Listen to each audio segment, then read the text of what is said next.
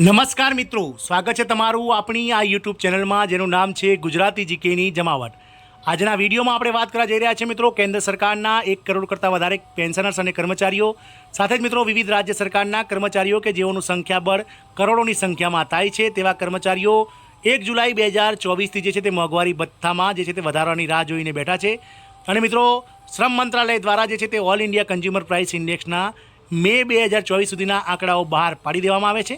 તો જાણીએ આજના વિડીયોમાં કે ઓલ ઇન્ડિયા કન્ઝ્યુમર પ્રાઇસ એટલે કે એઆઈસીપીઆઈના મે સુધીના આંકડાના અંદાજિત પ્રમાણે જુલાઈ 2024થી કેટલું જે છે તે મિત્રો ડીઆરનેસ એલાઉન્સ અને ડીઆર એટલે કે મોંઘવારી ભથ્થું અને મોંઘવારી રાહત ડીઆર વધશે। સાથે જ મિત્રો કેન્દ્ર સરકારે જે છે તે મિત્રો ક્યાં સુધીમાં આનો આદેશ જારી કરશે અને આ મોંઘવારી ભથ્થાની રકમ જે છે તે કઈ રીતે ચૂકવવામાં આવશે તમામ માહિતી આજના વિડીયોમાં મેળવીશું।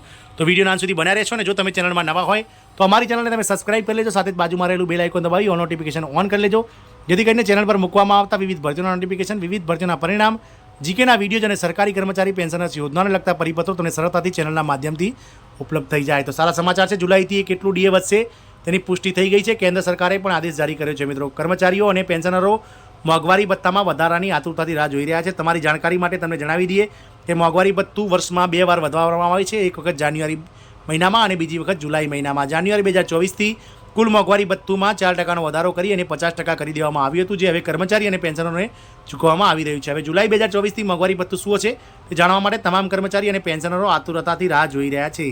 મોંઘવારી ભથ્થા ડીએના આંકડા જાહેર કરવામાં આવ્યા। તમારી રાહનો અંત લાવીને કેન્દ્ર સરકારે મોંઘવારી ભથ્થામાં વધારાનો ડેટા જારી કર્યો છે। મે 2024 માટે all India consumer price index એટલે કે એઆઈસીપીઆઈના આંકડા બહાર પાડવામાં આવે છે।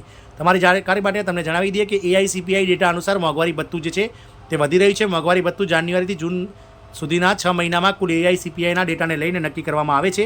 સિમલાના લેબર બ્યુરો દ્વારા દર મહિને એઆઈસીપીઆઈના આંકડા બહાર પાડવામાં આવે છે। આ વર્ષની શરૂઆતમાં જાન્યુઆરી મહિના માટે માત્ર એઆઈસીપીઆઈના ડેટા જ બહાર પાડવામાં આવ્યો હતો।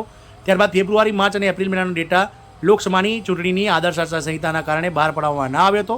તે લોકસભાની ચૂંટણી પૂર્ણ થયા બાદ એક સાથે મિત્રો જે છે તે જૂન મહિનામાં બહાર પાડવામાં આવ્યો હતો।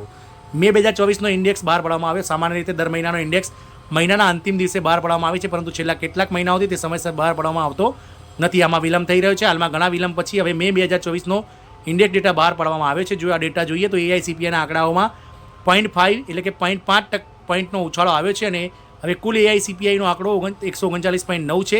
જો આ રીતે જોવામાં આવે તો જુલાઈથી અત્યાર સુધીમાં કુલ મોંઘવારી ભથ્થું વધીને 53% જે છે તે થઈ શકે છે। મિત્રો જૂન મહિનાનો ઇન્ડેક્સ હજુ આવવાનો બાકી છે। જાન્યુઆરીથી મે સુધીના કુલ 5 મહિનાના આંકડા જારી કરવામાં આવે છે, પરંતુ હજુ જૂનના આંકડા જાહેર કરવામાં આવ્યાના બાકી છે। જો આ આંકડામાં ઉછાળો આવે તો પણ તમારું મોંઘવારી ભથ્થું 53%થી ઉપર જવાનું નથી। જો ઇન્ડેક્સ 8 પોઈન્ટ વધે તો જ મોંઘવારી ભથ્થું 54% થશે, પરંતુ 8 પોઈન્ટનો વધારો અત્યાર સુધી ક્યારેય જોવા મળ્યો નથી। તેથી આટલી મોટી અપેક્ષા રાખવી વ્યર્થ છે। મિત્રો વાત કરીએ મિત્રો આટલું મોંઘવારી ભથ્થું તો તમને જાણકારી માટે જણાવી દઈએ કે અત્યારે જાન્યુઆરી મહિનાનો ઇન્ડેક્સ 138.9 પોઈન્ટ હતો, તેથી મોંઘવારી ભથ્થું 50.84% થઈ ગયું હતું। ફેબ્રુઆરી મહિનાનો ઇન્ડેક્સ 139.2% હતો, તેથી મોંઘવારી ભથ્થું 51.44% ઘટી ગયું હતું। માર્ચ મહિનાનો ઇન્ડેક્સ ફરીથી 138.9%એ પહોંચ્યો તો મોંઘવારી ભથ્થું 51.95% થઈ ગયું હતું। એપ્રિલ મહિનાનો ઇન્ડેક્સ 139.4% હતો, આમ મોંઘવારી ભથ્થું એપ્રિલ મહિના સુધી 52.43% થયું હતું। હવે મે મહિનાનો ઇન્ડેક્સ પણ બહાર પાડવામાં આવે છે। હવે આ આંકડો 139.9 પોઈન્ટ છે, તે મુજબ કુલ મોંઘવારી ભથ્થું 52.91 થઈ ગઈ છે। જો જૂન મહિનાનો આંકડો ઇન્ડેક્સ બહાર પાડવામાં આવશે તો આ આંકડો 0.4 પોઈન્ટ સુધી વધી શકે છે। જો કુલ ઇન્ડેક્સ 141 થશે તો તે મુજબ મોંઘવારી ભથ્થું 53.12 થશે, પરંતુ દશાંશ પછીનો ગણાશે નહીં। તેથી જુલાઈ મહિનાના મોંઘવારી ભથ્થું માત્ર 53% ચૂકવવામાં આવશે।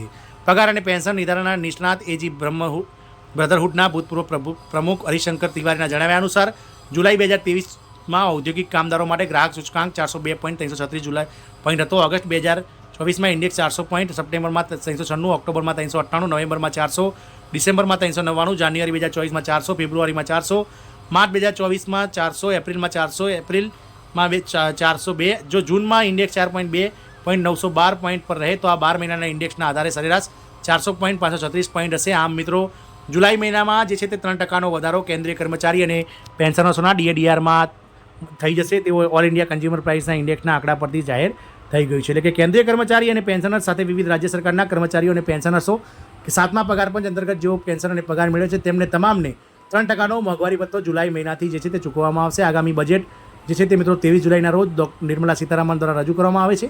ત્યારબાદ મિત્રો ઓગસ્ટ અથવા સપ્ટેમ્બર મહિનામાં જે છે તે મિત્રો આ 3% મોંઘવારી ભથ્થું કેન્દ્ર સરકાર દ્વારા જાહેર કરવામાં આવશે। કેન્દ્ર સરકાર દ્વારા જાહેર કરાયા બાદ વિવિધ રાજ્ય સરકારો પણ તેના કર્મનિષ્ઠ કર્મચારી અને પેન્શનર્સો માટે આ મોંઘવારી ભથ્થું જાહેર કરશે. આમ એ સ્પષ્ટ થઈ ગયું છે કે જુલાઈ મહિનાથી 3% મોંઘવારી ભથ્થું જ વધશે. મિત્રો, આશાઓ એવી સેવાઈ રહી હતી કે 1 જાન્યુઆરી 2024ની જેમ 1 જુલાઈથી પણ 4% મોંઘવારી ભથ્થામાં વધારો જોવા મળશે, પરંતુ એવું શક્ય બન્યું ન હતું, કારણ કે ઓલ ઇન્ડિયા કન્ઝ્યુમર પ્રાઇસના ઇન્ડેક્સના આંકડામાં ફેબ્રુઆરી અને માર્ચમાં જે છે તે મિત્રો ઘટાડો જોવા મળ્યો હતો. મિત્રો, આશા રાખીશું કે કર્મચારીઓના ડીએમાં જલ્દીથી સરકાર જે છે તે મિત્રો ઓગસ્ટ અને સપ્ટેમ્બરમાં વધારો કરી દે તેવી આશા છે. જય હિન્દ. અસ્તુ.